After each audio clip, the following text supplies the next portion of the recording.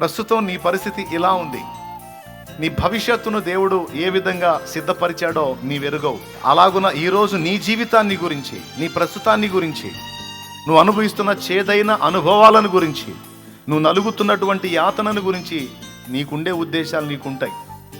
నాది ఒక బతుకేనా, మరి దరిద్రం అయిపోయింది నా జీవితం, నీచం అయిపోయింది నా జీవితం, స్థిరం లేని బతుకు అయిపోయింది, వేదనల మయమైపోయింది, రకరకాలుగా నేను ఉన్నాను అని నీ జీవితాన్ని గురించి నువ్వు ప్రస్తుతం అనుకుంటూ ఉండొచ్చు.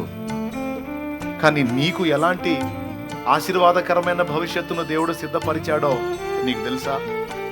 ఈరోజు శ్రమల కొలిమిలో నువ్వు కాలుతుండొచ్చు నాయనా, ఈరోజు శ్రమల కొలిమిలో కాలుతుండొచ్చమ్మా, ఈరోజు ఇబ్బంది కొలిమిలో నువ్వు పరీక్షించబడుతుండొచ్చు నాయనా. రేపు ఫ్యూచర్ ఒక ఆశీర్వాదకరమైనటువంటి రీతిలో అనేకులకు దీవెనకరమైన పాత్రగా ఆయన నిన్ను చేయబోతుండొచ్చు, చేస్తుండొచ్చు, చేసి ఉండొచ్చు.